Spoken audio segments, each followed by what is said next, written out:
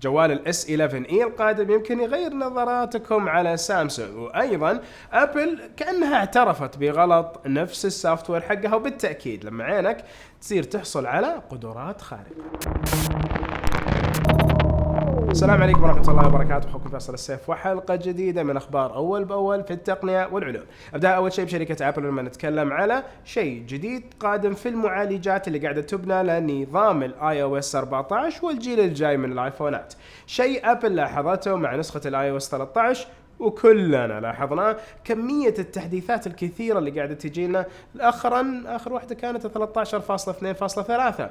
التحديثات هذه بسبة المطورين والبقات اللي موجودة في برامجهم لبعض الخصائص اللي ما خلصت، وأسباب أخرى مشابهة لهذا الأمر. ولكن أكثر المشاكل قاعدة تحدث حسب نفس الأمر اللي متعلق في السالفة اللي بعطيكم إياها، هي نفس المطورين أنهم يسووا خصائص وأشياء ما يكونوا فحصوا واختبروا تطبيقاتهم بشكل كامل، وبالتالي الآيفونات هي اللي يطرأ عليها مشاكل، من مشاكل شبكة، مشاكل واي فاي، مشاكل في التطبيقات اللي تتسكر بدون ما تشعر فيها، واشياء كثيرة. فالحين في المعالجات القادمة حيكون في امكانية اغلاق الخصائص للمطورين، وهذه الخصائص اغلاقها من المطورين حيمكن النظام انه يشتغل بطريقة سلسة وبكل امان بدون ما يتأثر بالمشاكل حقة التطبيقات. وهذا الاجراء جديد حيكون متخذ من ابل مع نسخة الاي او اس 14 مع كل المطورين، بحيث انه التحديثات اللي تجينا من شركة ابل تمشي سليمة وبسلاسة وبكل شيء، والمطورين يصير هم لا عرفوا ان النسخ والاختبارات تمت بشكل صحيح مع مطورينهم، والناس اللي يختبروا تطبيقاتهم ساعتها التطبيقات تحصل على كاملة الخصائص مع التحديثات. وان شاء الله يا رب هذا الشيء يتحقق، وبالتالي نعرف انه ان شاء الله مع الاي او اس 14 ما في تحديثات كل اسبوع، او اسف كل اسبوع في تحديثين. واستمر مع شركة ابل والايفونات القادمة لعام 2020 المفروض تكون افضل ايفونات على الاطلاق. ترى هذا اللي هم يقولوها كل مرة أول ما يبدأ المؤتمر، أوكي طبيعي يعني. المهم لما نتكلم على أول شيء في نصف السنة المفروض أن نشوف الجوال الجديد الاس اي 2، جوال من الفئة المتوسطة نوعا ما من شركة أبل، حيحصل على نفس الجسم حق الايفون 8، ويحصل على خصائص الشاشة من الايفون 10، وأيضا يتكلم على خصائص المعالج اللي هو ال A13 بايونيك. هذا المعالج اللي حيعطيك قدرات عالية في الفئة المتوسطة، وأيضا جمهور أكبر للايفون يكون يحصلوا على آخر الجوالات من شركة أبل، بالذات نسخة الاس اي اللي متشوقين للنسخة الثانية منها. وايضا نهايه السنه ابل بتطلق 3 اجهزه، نتكلم على الايفون 12، ايفون 12 برو، والايفون 12 برو ماكس. نسخه ال 12 برو و12 برو ماكس يمكن كلهم يحصلوا على ذاكره داخليه 6 جيجا بايت علشان يكون المنظومه تطورت من جهه ابل، وايضا حيحصلوا على قدرات ال 5G كشكل اساسي. ومو بس اتكلم عن البرو والبرو ماكس، اتكلم على كل اجهزه السنه الجايه، وهذه على حسب احد التسريبات. وان صح هذا التسريب يعني انه ابل يمكن تسوي شيء طالما انتظرنا في منظومة ال 5G، اللي هو يكون عندنا الباندات موحدة والموجات موحدة بين مشغلين الاتصالات، ونعرف انه لا جبت الجوال بيشتغل مع كل المشغلين. اما لو جت ابل وسوت حاجة كانت موجودة في قطاع الايفونات مع الايفون 4 والايفون 4S، وجت حكرتنا في بعض المشغلين مع ال LTE وال 4G وبعض خدمات الجي اس ام، حنعرف انه هنا رجعنا لنفس الدائرة. ما يمديك تجيب ايفون من برا، لازم تجيب ايفون مخصص لمدينتك، لازم يخصص ايفون لأحد المشغلين. اذا تبي 5G، اذا تبي مشغل ثاني 5G، لازم تغير جوالك. واتمنى هالشيء ما يصير، ومتفائل باذن الله انه كل شيء يكون سليم. آخر خبر من شركة أبل والساعة اللي نوعا ما ساعدت في إنقاذ الجدة اللي عمرها 75 سنة وعندها مشاكل في نفس القلب، وسوت عملية باي باس، والعملية هذه تكللت بالنجاح. ولكن أكثر الناس اللي يجروا عمليات الباي باس يصير عندهم إريثميا في نفس دقات القلب، إنه نفس رتم دقات القلب ما يكون ثابت، وبالتالي يمكن يكون في مخاطر صحية أخرى حيواجهها نفس المريض، وبالتالي يحتاج هذا المريض متابعة دائما بنبضات القلب. أحفادها وبنتها أهدوها ساعة ذكية، ساعة أبل. هذه ساعة أبل فعلوا فيها أحد الخصائص اللي هي متابعة نبضات القلب. من متابعة نبضات القلب بالذات خلال النوم، اكتشفوا انه بالفعل في إريثميا من ناحية نبضات القلب، وبالتالي الدكتور نفسه تم اعطاء البيانات له، وايضا تعرف على الخطر قبل ما يصير، وباذن الله ساعدت في انقاذ حياتها. هل التقنية كويسة لما نتبناها بشكل صحيح ونعرف انه ايضا المنظومات الطبية تتبنى هذه التقنيات؟ نعم، ويا رب ينتهي الصراع اللي موجود بين قطاعين، المجال الطبي والمعدات الطبية. ومجال التقنية والملبوسات التقنية.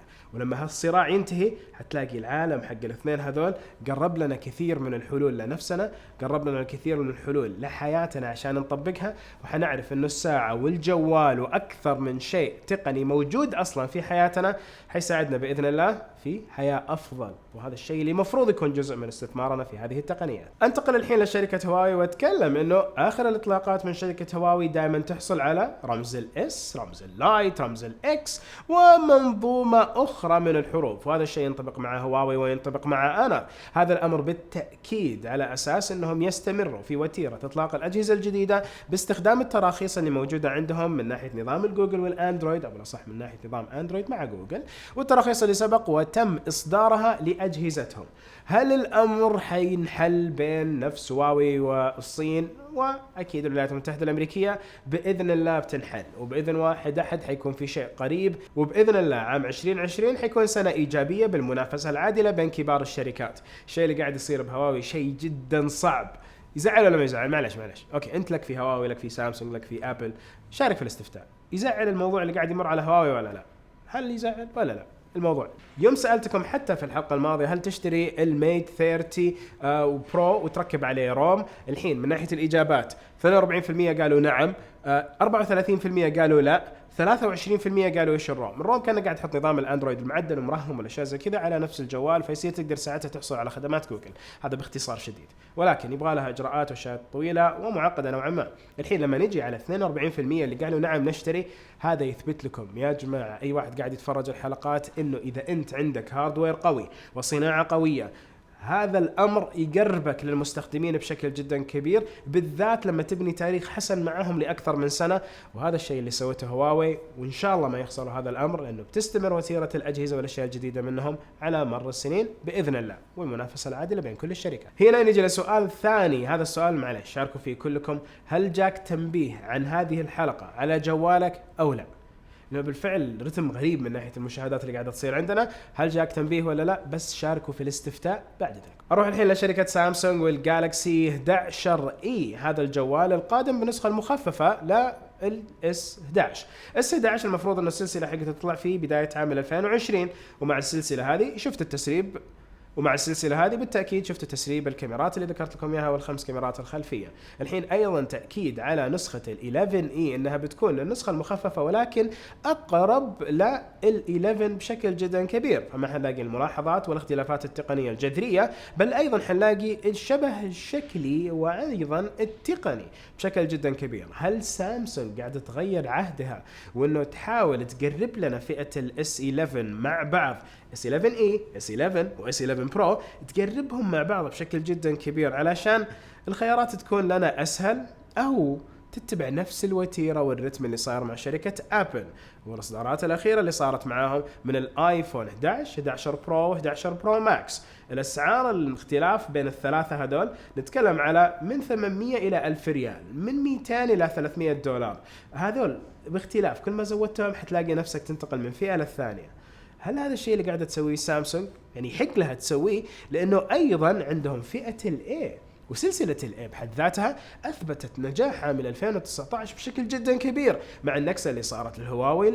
سلسلة الإيه من أفضل الأجهزة أو السلسلات نجاحا لأكثر من سنة، بالذات لو ركزنا على الإيه 50 والإيه 70. يمكن سامسونج غيرت وعدها اللي أول كانوا إنه مفروض إن يكون عندنا خيارات أكبر لشريحة من الناس من نفس الجوالات. ننتظر نشوف. موتورولا رازر، الجوال هذا اللي المفروض في نهاية عام 2019 يصدر في الولايات المتحدة الأمريكية بالشريحة المدمجة، ويكون نسخ مخصصة لأحد المشغلين في الولايات المتحدة الأمريكية. توي ألاحظ إني يمكن أنتم انتبهتوا إني مزكم بزيادة، أنا آسف. المهم ارجع لنفس الرازر واتكلم انه الرازر نفسه بيجينا في المملكه العربيه السعوديه باذن واحد احد مع عام 2020، والنسخه اللي بتجينا في المملكه العربيه السعوديه بيكون فيها شريحه عادية وليس شريحة مدمجة، وهذا الأمر بالنسبة لي حسن جدا. أقدر أستخدم الشريحة مع إيش ما بغيت من الشركات، ما في داعي أدفع رسوم شريحة إلكترونية ولا أي شيء زي كذا. فإن شاء الله الجوال أول ما يجي بإذن الله بحاول أجيب لكم الحصرية عليه، وبإذن الله بنسوي مراجعات ومقارنات ونثبت هل هذا الجوال أفضل جوال ينطوي ولا لا، لأنه حاليا يعتبر أرخص جوال ينطوي من الجوالات اللي تنطوي وفكرته ذكية، بس ترى في خليفة له. نعم الريزر 2 وبعض الصور قاعدة تثبت انه في تقنيات ستضاف لنفس الريزر 2 من بصمة مدمجة على الشاشة، وايضا تقنيات الضغط اللي زمان شفناها ب HTC.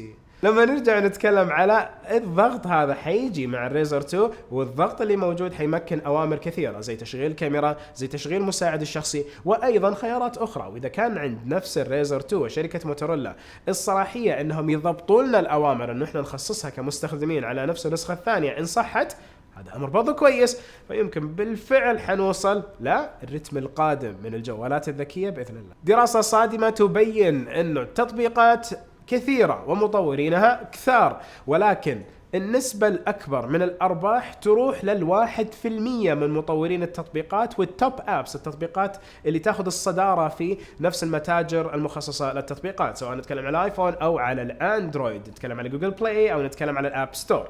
هذه دراسة مرة صادمة. في أحد الدراسات 22 مليار، 20 مليار من هذه راحت لل1% توب أبس، و2 مليار تم تقسيمها على كل المطورين الباقيين، ونتكلم على حوالي 99% من المطورين. طيب وش الوضع هذا؟ هذا يعني انه تطوير التطبيقات ما في ربحية ضخمة من الاب ستور نفسه، في جدوى من التطبيقات، وايضا التطبيقات فيها ربحية ولكن يمكن تكون خارج منظومة الاب ستور، بالاشتراكات، بالمخصصات، بالاشياء الكثيرة اللي تصير، وايضا الخدمات. فمثلا لما انت تستخدم احد تطبيقات النقل، الفلوس اللي تصير ترانزاكشنز ما تصير عن طريق الاب ستور نفسه، تصير عن طريقك انت ونفس الناقل. نتكلم على كريم، نتكلم على اوبر، نتكلم على اي من الشركات هذه. الستور ياخذ نسبة بس مش من الترانزاكشنز الداخلية. يعني انت لما تتكلم تطلب زهله حقت سيارات، جبنا زهله هنا ووظفوا لنا السياره وضبطوا لنا امورنا، هل بالفعل جوجل بتاخذ كم هذول اخذتوا منهم؟ لا، هذا صار التطبيق كانه تطبيق على قولتهم خدمي خاص، فالتطبيق الخدمي الخاص يصير يخدم الناس مع المنظومه حقته. خدمي حكومي يصير زي تطبيقات ابشر وما ابشر اللي عندنا، اللي بالفعل ما فيها ربحيه ولكن تحميلاتها مئات الالاف. هنا تفرق. فأنت أصلا يعني في متجر التطبيقات مو المفروض أن كل التطبيقات أصلا تجيب أرباح. فالدراسة لما تقراها حتقول يا الله معقولة إذا ما في، ولكن لما تبدأ تحللها حتعرف أنه لا، التطبيقات لها جدوى وغايات جدا كثيرة، ولكن اللي يحاول يدخل مجال التطبيقات علشان يربح من التطبيقات فلوس يجيب له دخل، هنا يا أحمد أن نعرف أنه هنا في معضلة. إذا ما لقيت تطبيقك مميز ابعد عن الموضوع هذا، راح اطور لك شيء ثاني. تذكرون سالفة مؤسس تويتر واللي حسابه انسرق، تم القبض على شخص ثاني اسمه ديبج. هذا الشخص كان احد نقدر نقول الافراد من العصابة اللي ساندوا في اختراق نفس الحساب حقه وتهكير الحساب. وطبعا اول الاشخاص اللي تم القبض عليهم هو الشخص اللي ساند في الشريحة، نفس شريحة الاتصال الخاصة في نفس جاك اللي تم استبدالها، ومن خلالها جاء رمز التوثيق، الرمز التوثيق اللي قدروا يستخدموه في التهكير. فالحين ثاني واحد تم القبض عليه، بل انه ثاني واحد تم القبض عليه اكتشفوا فيه حوالي 5 مليون دولار من الكريبتو كورنسيز، من العملات المشفرة، تم مسكها او تم الاستيلاء منها من خلال عمليات اخرى لتهكير الحسابات اللي سواها هذا.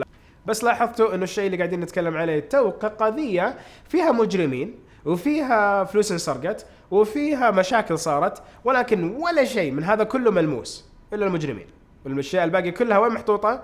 على اقراص صلبة.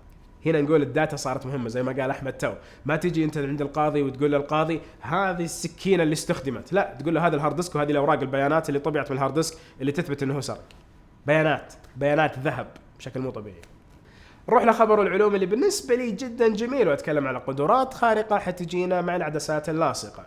أرجع بالتاريخ لعام 2014 وجوجل لما بدأوا دراسة مع أحد الجهات العلمية في تطوير عدسات. العدسات هذه تحتوي على مستشعرات بإمكانها إرسال واستقبال الإشارات اللاسلكية على الجوال، وأيضا بإمكان هذه العدسات أخذ نسبة الجلوكوز من نفس الدموع. احد التجارب اللي سووها في نفس جوجل من خلال المختبرات طوروا هذه الفكره وكانوا جدا مستانسين عليها. التحديث اللي صار على الفكره كان في عام 2016 وتطوير بطاريه وجهاز ارسال واستقبال، وايضا تطوير قاعده كامله لتخزين المعلومات على نفس العدسه. فالعدسه نفسها تحتوي على منظومه كامله تقدر تجري بيانات وتحليل البيانات بدون الاعتماد على جهه خارجيه زي الجهاز الذكي، ولكن اكيد التحليل الاكبر حيكون على الجهاز الذكي. نرجع الى زمننا هذا وعام 2019 والامر قاعد يصير اقرب للواقع، ودمج الواقع المعزز ايضا على هذه العدسات. ويمكن بالقريب العاجل تبدأوا تحصلوا على عدسة بإمكانكم تركيبها. هذه العدسة من خلالها ما حتشوف أحسن إذا ما أنت مضطر، كل اللي حيصير عندك قراءة أفضل المعدلات الحيوية اللي موجودة في جسمك. وسبحان الله تخيلوا، يعني يكون عندك نسبة السكر في الدم، يكون عندك نسبة بعض المواد الحيوية موجودة في جسمك كويسة ولا لا، حيكون نسبة النظر والرؤية هل هي كويسة ولا لا، حيكون عندكم قدرات في إيجاد معلومات وبيانات أكثر تقدر تشوفها على الشاشة فتساندك. فأنت لما تجي تشتري شيء على سبيل المثال، نتكلم عن المستقبل، تجي تشتري شيء انت مكتوب في قائمة الأغراض اللي مطلوب منك تجيبها، جيب تفاح وجيب موز وجيب خيار، حلو؟ فأنت تتكلم على الثلاث أشياء هذه، بس يا أخي كم المفروض البيانات تجي تطالع على الخيار تطلع لك مكتوب 2 كيلو بس. يعني تخيل سبحان الله الأشياء كيف تكون. أنت لما تتكلم على دمج التقنية في قدراتنا البشرية حيكون امتداد جدا جميل، بالذات لما تكون هذه التقنيات ما فيها تدخل جراحي. ونهاية الحلقة أيضا سبحانك اللهم وبحمدك أشهد أن لا إله إلا أنت أستغفرك وأتوب إليك. أشوفكم على خير. السلام عليكم ورحمة الله وبركاته.